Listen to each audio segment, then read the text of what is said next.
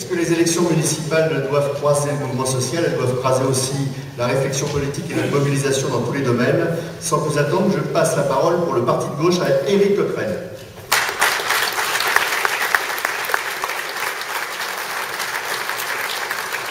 Bien, chers amis, chers camarades, je vois que le Front de gauche a toujours autant d'énergie et de pêche à Orléans, et c'est toujours un plaisir de venir ici. Moi, je suis venu à plusieurs reprises, notamment, comme le disait Dominique, dans des meetings avec Marie-Georges Buffet, et à chaque fois, ça a été un plaisir. J'ai bien écouté justement l'intervention de toutes les personnes qui m'ont précédé, mais notamment celle de Dominique, qui parlait, et c'est pas toujours courant dans nos meetings, et rien que pour ça, je la félicite, de la question de la laïcité, évidemment essentielle. Et elle disait quelque chose d'autre, de juste, c'est le fait que nous ne pouvons pas disjoindre dans la période la question des élections municipales et la question des élections européennes. Car cette séquence électorale arrive évidemment à un moment décisif pour notre pays. Pascal Sudre disait à l'instant qu'il nous faut hausser le ton par rapport au gouvernement. Il a combien raison? Il faut hausser le ton parce que, très sincèrement, au début de l'année, on pensait déjà, pour le coup, avoir touché le fond. Il y avait eu la signature de l'accord TSCG que François Hollande nous avait expliqué qu'il ne signerait pas s'il n'était pas renégocié. Il l'a signé sans changer une ligne. Il y avait eu l'accord national interprofessionnel qui n'est rien d'autre qu'une dérégulation du code du travail, facilitation des licenciements. Il y avait eu le refus de la loi d'amnistie sociale. Il y avait eu le budget d'austérité le plus important depuis la Libération. Et il y avait eu une première pour un gouvernement de gauche, je mets les guillemets, j'en mettrai de plus en plus, vous allez voir au fur et à mesure de mon discours, il y a eu pour la première fois le recul de l'âge de la retraite. Alors on se disait, bon, c'est bon quoi, qu'est-ce qu'il va nous faire encore? Il n'avait pas compris qu'il n'avait pas été élu justement pour ne pas au moins continuer la politique de Sarkozy. Eh bien, je parle de François Hollande, a trouvé effectivement matière à faire mieux, entendez, dans notre vocabulaire, à faire pire. Dans ses vœux de fin d'année, dans sa conférence de presse, il a effectivement annoncé une politique qui, il faut le dire, d'ailleurs il le revendique, est du Sarkozy Empire. À la question d'un journaliste qui lui a dit « Mais finalement, qu'est-ce que vous faites de différent de votre prédécesseur ?» Il a dit « Bah moi, la différence, c'est que je le fais. » Il n'a pas dit la différence, c'est que j'augmente les salaires. Non, la différence que je le fais, entendez, la différence, c'est que je baisse vraiment les dépenses publiques. La différence, c'est qu'il nous prépare effectivement un pacte de responsabilité qui a plusieurs volets. Le premier, c'est 50 milliards d'économies en plus qui s'ajoutent aux 15 milliards d'économies déjà décidées pour le budget 2014 et qui s'ajouteront peut-être aux 30 milliards qu'il va falloir trouver pour exonérer les entreprises des cotisations familiales. Parce que là, il n'y a pas à tortiller. Ces 30 milliards, si les entreprises et le patronat ne les payent plus, eh bien, soit on les paiera sous forme d'impôts, comme on est en train de le faire avec la TVA, où nous payons les 30 milliards de crédit, les 20 milliards de crédit impôts aux entreprises, puisque vous savez comme moi que l'augmentation de la TVA est faite pour ça, ou alors il faudra baisser le budget de l'État. Ces 50 milliards, il faut y revenir un peu, parce que quand on agite les chiffres comme ça, on se dit, bon, 1 milliard, 2 milliards, ça ne nous dit pas grand-chose, hein, 1 milliard, 2 milliards, c'est tellement énorme. Mais au bout d'un moment, on a la traduction de ce que ça signifie. Vous savez, depuis quelque temps, la Cour des comptes a pris une habitude dans ce pays, elle sort de son rôle. Normalement, la Cour des comptes, c'est pour vérifier les comptes. Bon, depuis quelque temps, la Cour des comptes, elle se prend pour le gouvernement de la France. Donc, elle annonce des choses, et vous remarquerez à chaque fois qu'elle annonce des choses, le lendemain, c'est suivi des faits d'annonce du gouvernement. Alors, hier, M. Migaud a annoncé des choses, au nom de la Cour des comptes. Il n'a pas dit qu'il s'interrogeait sur les 30 milliards d'exonération des cotisations patronales déjà en cours depuis des années qui n'ont pas créé un seul emploi. Il n'a pas dit qu'il s'interrogeait sur la justification des dividendes et des exonérations en tout genre sur les revenus du capital. Non, il a expliqué qu'il y avait trop de dépenses centrées en France, que le problème c'est parce que des agents cheminots voyageaient gratuitement à la SNCF, etc., etc. Toujours le même discours. Et aujourd'hui, que dit le gouvernement pour les 50 milliards? Eh bien, évidemment, il reprend à peu près les mêmes arguments. Il nous explique que, par exemple, il faut faire des grandes économies en santé.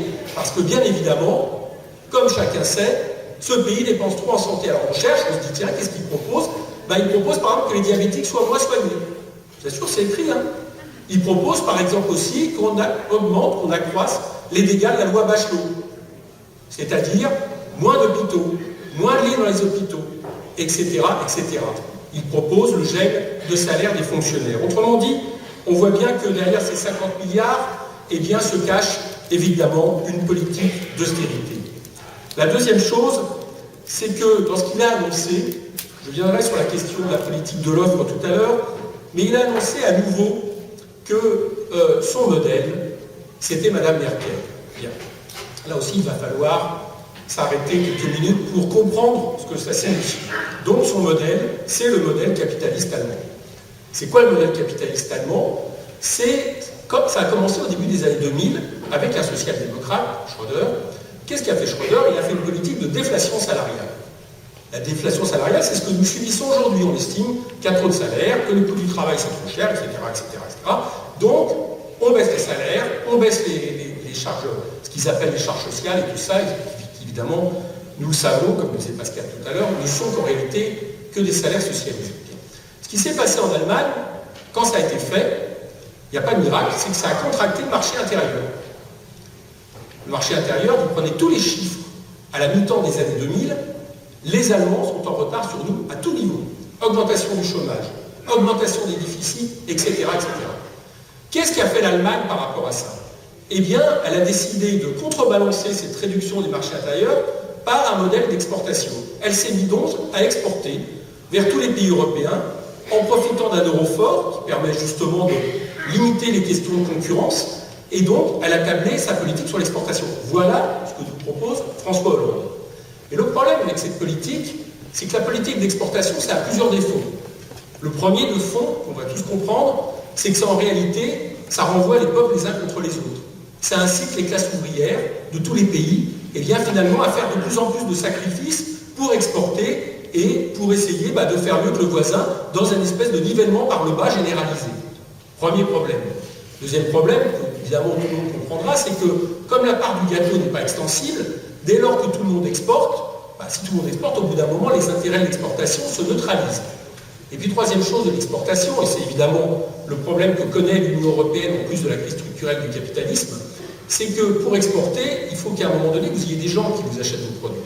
Et quand vous développez des politiques d'austérité partout en Europe, notamment dans les pays qui achètent les produits allemands, au bout d'un moment, évidemment, l'économie s'envahit. Voilà ce que nous propose comme avenir François Hollande, ce qui fait qu'on ne s'étonnera pas, j'ai dit tout à l'heure, que c'est une politique non seulement injuste, mais inefficace. Troisième chose, évidemment, c'est ce pacte de responsabilité, où là, nous avons les cadeaux les plus exceptionnels au MEDEF. Alors le MEDEF a très bien compris un peu ce qu'il fallait faire maintenant. Quand vous voulez 30 milliards, vous demandez 100 milliards. Voilà, le gouvernement fait un chèque, passe 30 milliards, on va vous les exonérer, pas de problème. Ils ont tellement compris que, je ne sais pas si vous avez observé, mais M. Gattaz a été dans le voyage présidentiel aux États-Unis. Je ne parle même pas de ce voyage aux États-Unis à la puissance américaine qui nous espionne à tout va et qui, pour dire, comme espèce de politique atlantiste, on a quand même du mal à faire mieux. Enfin là, c'est pas de ce dont je voulais parler. M. Gattaz aux États-Unis, et il se permet, parce qu'il se croit tout permis, comme s'il était le Premier ministre de la France, on peut se demander s'il n'est pas, de critiquer à l'étranger la politique de la France et notre pays. Bien. Deuxième chose, évidemment, qu'est-ce que fait M. Gattaz quand on lui offre des cadeaux sans qu'il les ait quasiment demandé? Il continue. Alors Pascal le disait tout à l'heure, effectivement, il se prépare à faire des exigences au niveau de l'assurance chômage. Alors ils y vont fort. Plus d'assurance chômage pour les intermittents. Bien. Alors le journal Le Monde aujourd'hui dit ça, il dit bon, là c'est quand même un peu fort, ça va peut-être pas passer. M. Hérault dit non, l'année qui n'y compte pas, on sait ce que ça vaut quand Hérault dit ça par rapport au patronat. Alors on apprend, mais ce qui pourrait déjà être négocié, c'est la fin du régime spécifique des intérimaires. Voyons en passant. Et puis il y a tout un plan, et on voit quoi? C'est que, en réalité, ce qui est imaginé, mais à mon avis, ce qui peut fort bien passer dans la situation, c'est que quand le chômage baissera, les droits des chômeurs baisseront. C'est-à-dire qu'en réalité, il y a une culpabilisation collective des chômeurs. C'est eux les responsables du chômage. Donc quand ça baisse, ils auront moins d'indemnités, moins longtemps, etc., etc. Voilà aujourd'hui ce que le MEDEF pense obtenir d'un gouvernement dit de gauche avec cette question. Nous savons une chose, c'est qu'en réalité, ce n'est pas le travail qui est trop cher dans ce pays. Ce qui coûte trop cher depuis des années, c'est le capital. 2 chiffres à ce niveau-là. Les dividendes ont été multipliés par 3 en quelques années. C'est quoi les dividendes? C'est le capital non investi. Nous savons, ça varie autour des chiffres, certains disent 8 points, de 10 points, mais qu'importe. Nous savons qu'en 20 ans, il y a eu un transfert au niveau de la richesse nationale des salaires, des revenus productifs vers le capital non investi, environ de 8 à 10 points, c'est-à-dire environ 150 milliards par an. C'est ça qui coûte cher à notre pays. Et on voit bien qu'au lieu de s'attaquer à ce problème, eh bien le gouvernement finalement a décidé de faire une toute autre politique, une politique de l'offre. Alors, il annonce qu'il y aura, ne nous inquiétons pas, des négociations. Les négociations, on les connaît. C'est ce qui s'est passé à la nuit. Bon, les négociations avec le gouvernement Ayrault, c'est le MEDEF qui joue à domicile. Ensuite, il annonce, ça c'est la vieille lune de François Hollande, mais qui est terriblement dangereuse, qu'après on négociera par manche. C'est-à-dire qu'il n'y aura pas de loi qui protège les salariés dans le contexte de chômage que nous connaissons et de problématiques de rapport de force, ça sera par branche, voire par entreprise. Donc, quelque part, le patronat est tranquille et les contreparties, elles sont, on paraît-il, déjà négociées. C'est plus d'apprentis. Ben, ça tombe bien, parce que figurez-vous, le MEDEF demande qu'il y ait plus d'apprentis depuis des années, parce qu'il estime qu'au lieu de la formation professionnelle, de l'éducation professionnelle, qu'on met à mal, etc., eh bien, au contraire, il faut plus d'apprentis. Ça permet une main-d'œuvre, ça permet de penser que le patron est l'enseignant, etc., etc. Donc, c'est pas fait. Le patronat a annoncé les contreparties qui sont au cœur de son programme depuis ces années. En réalité, il faut le dire aujourd'hui, M. Hollande ne fait plus une politique de gauche, il fait même une politique de droite.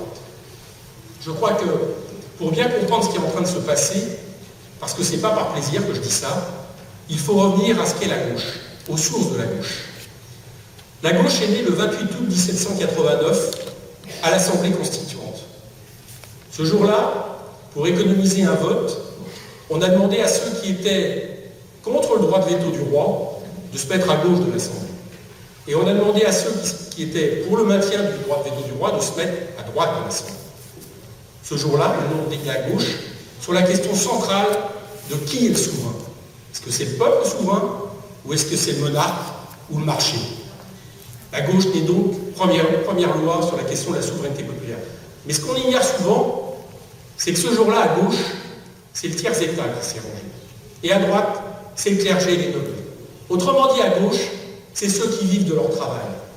François Hollande, en préconisant pour la première fois, pour un gouvernement de gauche, une politique de l'offre, c'est-à-dire une politique qui choisit le capital contre le travail, eh bien, en réalité, nie absolument toutes les valeurs fondamentales de la gauche.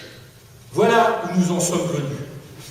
Alors, cette situation, elle nous paraît nouvelle en France parce qu'il est vrai qu'il y a eu un décalage dans l'évolution du Parti socialiste français, mais elle n'est pas nouvelle en Europe. Ça fait longtemps qu'en Europe, cette politique est appliquée. J'en ai parlé tout à l'heure avec M. Schröder, l'accélération du social-libéralisme. Et par rapport à ceux qui disent qu'aujourd'hui François Hollande est devenu social-démocrate, je crois que le terme ne correspond même plus. C'était quoi la social-démocratie? C'était l'idée du compromis entre le capital et le travail après l'établissement d'un rapport de force. Aujourd'hui, la social-démocratie, du moins dans sa version social-libéraliste qui n'est que sa maladie sénile, ce n'est en réalité qu'une force qui se met du côté du capital et qui est devenue, malheureusement en Europe, un des piliers du néolibéralisme. Voilà à quoi nous sommes confrontés aujourd'hui. Et il y a malheureusement des traductions politiques à ça. Aujourd'hui en Europe, dans 14 pays sur 18, la social-démocratie gouverne avec la droite. À chaque fois, depuis quelques années, qu'il y a eu le choix entre essayer de rassembler une majorité à gauche et le choix de gouverner avec la droite, la social-démocratie a choisi de gouverner avec la droite. La dernière fois où ça s'est passé, c'est après les élections législatives en Allemagne, où Mme Merkel, contrairement à ce qu'on croit, n'avait pas la majorité au Bundestag. La majorité, c'était le SPD, Die Linke, les Verts. Il y avait donc la possibilité de trouver un programme pour unifier la gauche. La social-démocratie a fait le choix de la coalition avec Mme Merkel. Et ce que je crains, c'est que François Hollande ait les mêmes objectifs. Je crains qu'il ait les mêmes objectifs parce qu'à partir du moment où vous faites une politique de droite, eh bien, dès lors que vous avez un problème, vous ne cherchez pas à gauche à faire cette politique. Ça, c'est impossible. Vous ne pouvez pas unifier la gauche sur une politique de droite. Et il y a quand même quelques éléments dans ce qui est en train de se passer qui devraient nous alerter. Premier élément, juste avant ses vœux, qu'est-ce qu'a fait François Hollande?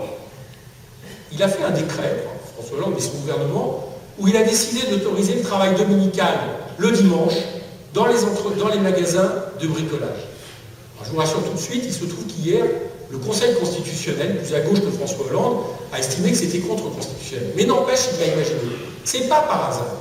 Parce que c'était une démobilisation depuis longtemps de tous les syndicats de revendication, CGT, Solidaire, etc. Le lendemain de ses vœux, ces syndicalistes, considérant que ça faisait une jurisprudence inquiétante, ils sont repassés au tribunal. Ce que je veux dire par là, c'est que ce gouvernement est intraitable avec ceux qui l'ont élu. Et que par contre, il sait reculer. Il recule devant les bonnets rouges et le patronat, comme l'a dit Pascal, sur l'écotaxe. Il recule sur la loi famille aussitôt que des réactionnaires se mettent dans la rue. Donc ce gouvernement recule vis-à-vis de la droite. Et dernier élément sur lequel j'attire votre attention, c'est que François Hollande a décidé que le pacte de responsabilité serait voté après les européennes, par un vote de confiance. Moi, je pense que ce n'est pas un hasard. Il aurait pu, quelque part, accélérer cette façon et se dire, pourquoi pas, que les élections allant être difficiles pour le Parti socialiste, eh bien, il valait mieux profiter de ça pour faire passer cette loi un peu plus vite. S'il le fait, c'est que je pense qu'il a effectivement dans l'idée qu'il peut y avoir un acte 2 de sa présidence qui serait une recomposition avec la droite, ou en tout cas une partie de la droite. D'ailleurs, on me dit qu'à Orléans, la candidate socialiste, quelque part déjà, comme à certains autres endroits, inaugure ce genre d'alliance, puisque j'ai cru comprendre qu'elle avait des membres du MoDem sur sa liste. Le problème de tout ça, et là aussi j'ai bien entendu Michel, notre tête de liste, votre tête de liste, le plus gros problème, je crois, c'est que ça sème une désorientation terrible dans la population. Parce que les gens se disent, mais à quoi bon? On a mis un bulletin de vote pour battre Nicolas Sarkozy. Au nom de la gauche, il continue la même politique. Alors finalement, il n'y a peut-être plus rien à faire. Finalement, c'est peut-être le repli individualiste qui est la solution. Et nous savons que nous avons effectivement affaire à ça. En plus de ça, il crée les conditions, avec cette impulsion à droite de sa politique, et bien une radicalisation qui est celle que nous voyons dans les rues aujourd'hui, où malheureusement nous entendons des manifestations, franchement on ne l'aurait pas cru, des manifestations de dizaines de milliers de personnes qui tiennent des propos antisémites, racistes, xénophobes, et qui rappellent effectivement les pires années et les années les plus sombres de la France et de l'Europe. Voilà le contexte. Que faire par rapport à ça? Je crois que la première chose, je parlerai des élections après, mais effectivement c'est de se dire qu'il faut infliger une défaite à la politique de ce gouvernement. Il faut donc se mobiliser. C'est ce que nous avons essayé de faire, nous, Front de Gauche, le 1er décembre, en nous rassemblant contre la TVA. Non sans succès. Depuis, nous essayons, et les syndicats essayent aussi de continuer à mobiliser. Je crois qu'il va falloir rester effectivement vigilant, même dans cette période électorale. Même où chacun, effectivement, doit faire du porte-à-porte, fait des meetings, distribue des tracts. Mais je crois quand même qu'il ne va pas falloir abandonner la question des mobilisations. D'ailleurs, à mon avis, elle est complémentaire parce que je pense que c'est la meilleure manière de préparer une campagne.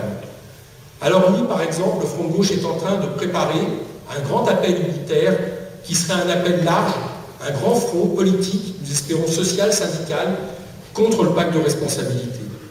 Oui, nous observons que dans plusieurs endroits, il y a aujourd'hui des manifestations, il y a eu Marseille, il y aura le 1er mars Toulouse, où nous avons le spectre réuni de toute la gauche politique et syndicale qui manifeste contre les politiques d'austérité. Oui, il y aura, et c'est une bonne chose, le 18 mars, une manifestation contre le pacte de responsabilité avec Force ouvrière, la CGT et Solidaire. Donc il faut effectivement se dire que nous ne devons pas laisser ce terrain à la droite et l'extrême droite. Et nous devons chercher le moment où nous pourrons nous rassembler par dizaines de milliers pour montrer que cette gauche, la gauche que nous représentons, existe de manière puissante. Et puis il y a les élections. Je l'ai dit tout à l'heure, municipales et européennes ne peuvent pas se séparer. C'est la première élection, ce sont les premières élections nationales depuis l'élection de François Hollande. Notre principal adversaire, c'est effectivement la désorientation, c'est le risque d'abstention. Mais ces élections doivent nous servir pour faire émerger dans le pays une force. La force de tous ceux qui s'opposent, au nom de la gauche, à la politique qui est aujourd'hui menée. Pour le Front de gauche, le projet reste le même depuis, j'allais dire, quasiment sa naissance. Il est simplement de plus en plus urgent aujourd'hui. C'est la construction d'une majorité alternative. Aux élections, nous devons donner partout la possibilité aux citoyens de trancher au premier tour entre les deux lignes qui continuent à traverser de plus en plus la gauche. Puis nous devons devenir, au niveau des européennes, sur cet élan, la première force de gauche. Vous me direz, ça paraît un rêve, ce n'est pas un rêve. Nous pouvons, en Europe et en France, eh bien justement aspirer à cette espérance. J'allais dire en Europe et en France, parce que ce qui se passe dans les autres pays européens est évidemment aussi important. En Grèce, Syriza, l'alter ego du Front de gauche, est aujourd'hui, dans les sondages, le premier parti en Grèce. Alexis Tsipras, qui sera le candidat à la présidence de la Commission européenne contre le bloc des libéraux de droite et contre les sociaux-libéraux, au nom d'une rupture avec l'Union européenne pour refonder un autre projet européen, eh bien, peut effectivement prétendre à ces élections européennes que son parti devienne le premier parti. De même, nous avons de sérieux espoirs, les sondages le démontrent aussi, par exemple en Espagne et dans d'autres pays. En France, c'est la même chose. C'est la même chose à une condition. C'est qu'à partir du moment où François Hollande a abandonné l'idée finalement d'incarner un projet de gauche, il nous faut ramasser le flambeau. Il nous faut être capable d'être les plus grands rassembleurs possibles. Il nous faut avoir les mains ouvertes à tous ceux qui entendent s'opposer à cette politique, à tous ceux qui ensemble rompent avec l'Union européenne.